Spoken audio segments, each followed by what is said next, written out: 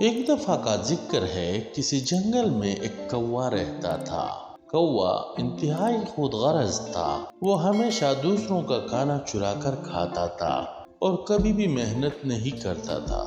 اس کا گھونسلہ بھی ٹوٹا پھوٹا تھا اور وہ اس کی پرواہ بھی نہیں کرتا تھا۔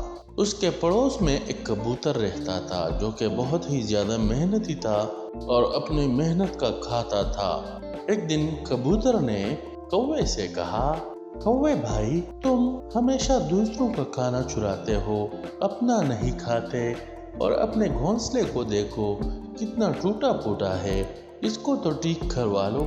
تو کوے نے کہا، تمہیں اس سے کیا؟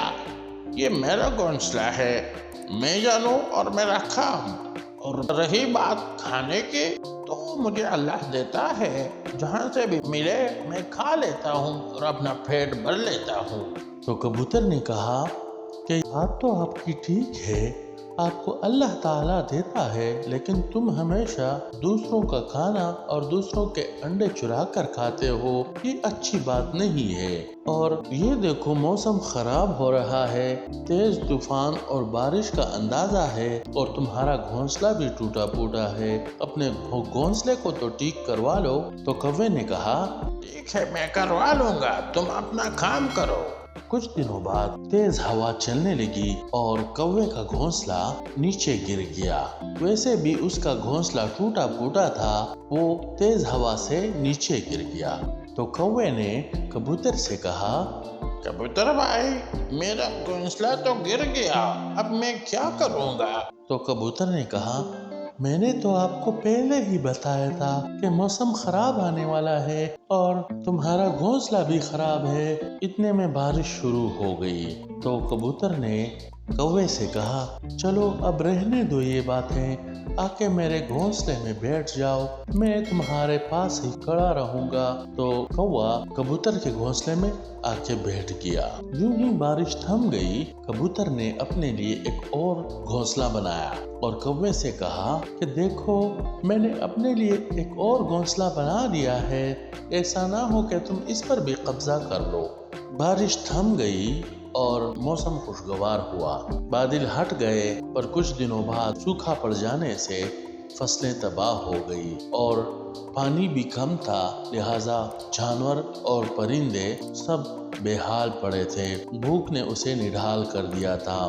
سارے ہی اللہ تعالیٰ سے دعا کر رہے تھے کہ اے اللہ، اب تو ہی ہمیں بچا لے۔ کوا بھی اسی طرح بیٹھا رہا، کیونکہ اسے کوئی کھانا نہیں مل رہا تھا، تو وہ بھی اللہ تعالیٰ سے مانگ رہا تھا۔ اور کبوتر اپنے علاوہ لوگوں کی فکر لگی ہوئی تھی، وہ اڑی اور ایک تالاب کے پاس جا کے بیٹھ گئی اور اللہ سے مانگنے لگی، اے اللہ، تو ہی کرم فرما، سارے جانور بے حال پڑے ہیں، اس کو کھانے اور پینے کا مسئلہ ہے، لہٰذا تو ہی کچھ کر، تمہارے سوا ہمارا کون ہے۔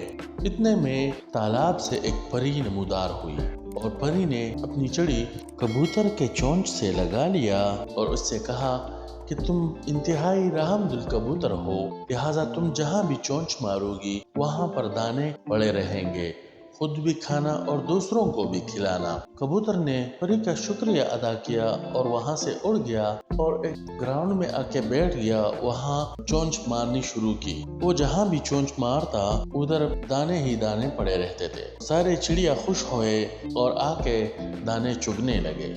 اتنے میں کوا بھی آیا اور وہ بھی دانے چگنے کی کوشش کر رہا تھا، پر اسے طریقہ ہی نہیں آ رہا تھا، کیونکہ اس نے تو ہمیشہ دوسروں کا کھانا چرا کے کھایا تھا، اس لیے اسے طریقہ نہیں آ رہا تھا۔ تو کبوتر نے دیکھا اور اس سے کہا، دیکھو، اگر تم وقت پر کوشش کرتے تو آج تمہیں یہ دن نہ دیکھنا پڑتا۔ تو کوے نے کہا، تم ٹھیک کہہ رہے ہو، لیکن اب میں کیا کروں، مجھے بھوک لگی ہے اور میں دانا بھی نہیں چگ سکتا، لہٰذا تم ہی کچھ کرو۔ تو کبوتر آیا اور کوے کے منہ سے اپنا منہ لگا دیا، تو اس کا منہ کھل گیا اور وہ آہستہ آہستہ سے دانے چگنے لگا۔ جب اس کا پیٹ بھر گیا تو دونوں اکٹھے ہوئے اور کوے نے کبوتر سے کہا کہ میں وعدہ کرتا ہوں کہ آئندہ کے لیے چوری نہیں کروں گا، نہ ہی کسی کا کھانا چوری کروں گا اور محنت سے کھاؤں گا۔ تو بچوں، اس کہانی سے ہمیں یہ سبق ملتا ہے کہ ہمیں ہر حالت میں محنت کرنی چاہیے اور اپنے ساتھ دوسروں کا بھی خیال رکھنا چاہیے۔ اگر آپ کو کہانی پسند آئی ہو تو لائک اور شیئر کرنا نہ بھولیں، اور اگر آپ چینل پر نئے ہیں تو چینل کو سبسکرائب کر کے گھنٹی کے بٹن کو ضرور دبائیں۔ بہت شکریہ۔